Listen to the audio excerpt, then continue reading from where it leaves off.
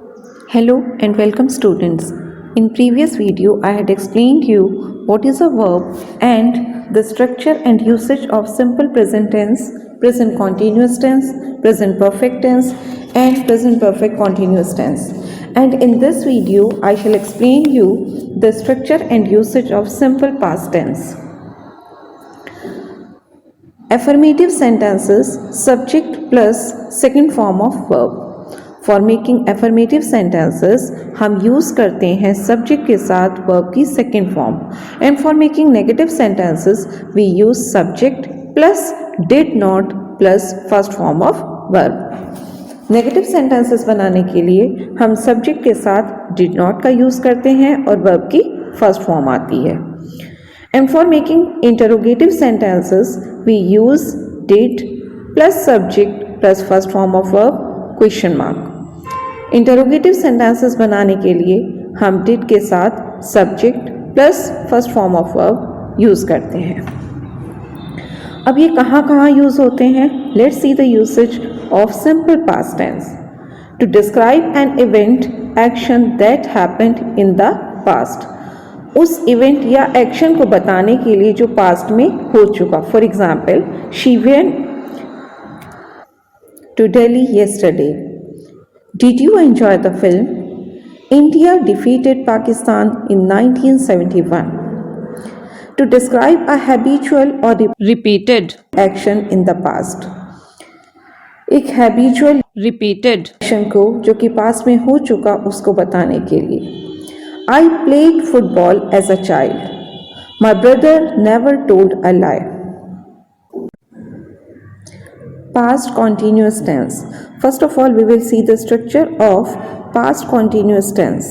For making affirmative sentences, subject plus was or were plus first form of verb plus ing.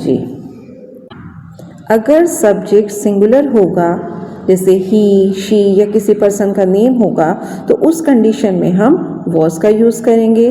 लेकिन अगर subject plural होगा या फिर we, you, दे इनमें से कोई होगा तो फिर हम वर का यूज़ करेंगे। सब्जेक्ट प्लस वॉज और were plus first form of verb plus ing. For making negative sentences, subject plus was और were plus not plus first form of verb plus ing. Negative sentences बनाने के लिए हम subject के साथ was या वर का यूज़ करेंगे plus not plus first form of verb plus ing. For making interrogative sentences, was or were plus subject plus first form of verb plus ing question mark. Interrogative sentences बनाने के लिए हम starting में was या were का use करेंगे plus subject plus verb की first form plus ing and question mark. Now let's see the usage of past continuous tense. To show an action in progress in the past. एक ऐसे action के बारे में, एक ऐसे काम के बारे में बताने के लिए जो कि पास्ट में प्रोग्रेस पर था।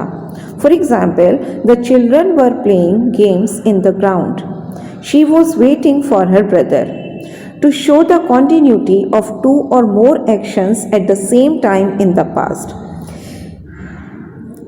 किसी दो या उससे ज़्यादा एक्शंस यानी कामों का एक साथ एक ही समय पर कॉन्टिन्यूटी में होना बताने के लिए। For example, I was reading when the bell rang. Some boys were eating, some were reading.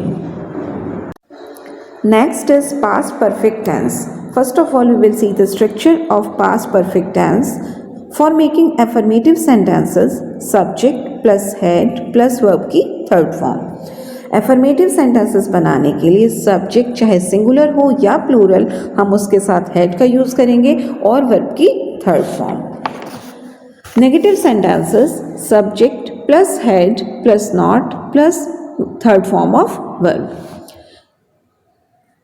Negative sentences बनाने के लिए हम सब्जेक्ट के साथ चाहे वो सिंगुलर हो या प्लूरल उसके साथ हम हेड का यूज़ करेंगे प्लस नॉट और वर्ब की third form.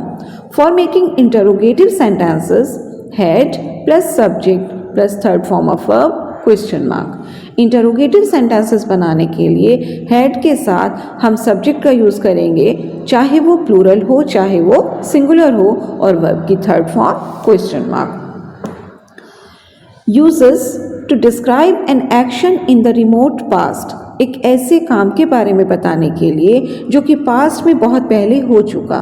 For example, they had opened a shop in 1981 to express past desires which remained unfulfilled, past की ऐसी डिज़ायर्स के बारे में, ऐसी इच्छा के बारे में बताने के लिए जो कि पूरी नहीं हो सकी।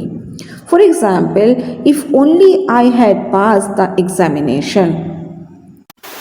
Next is past perfect continuous tense. First of all, we will see the structure of past perfect continuous tense. For making assertive sentences, subject plus had been plus first form of verb plus ing.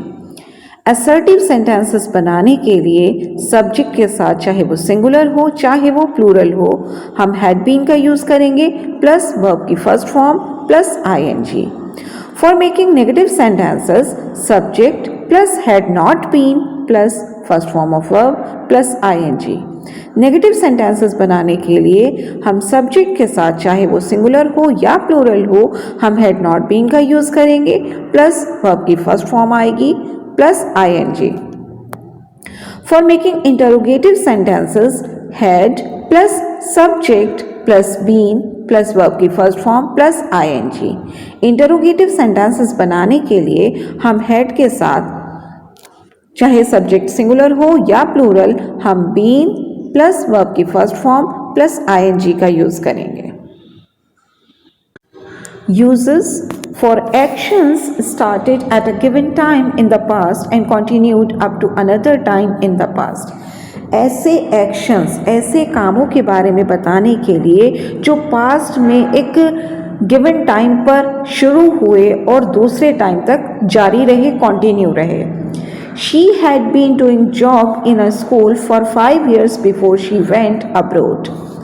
For reported actions के बारे में बताने के लिए her eyes were red, it was clear that she had been weeping.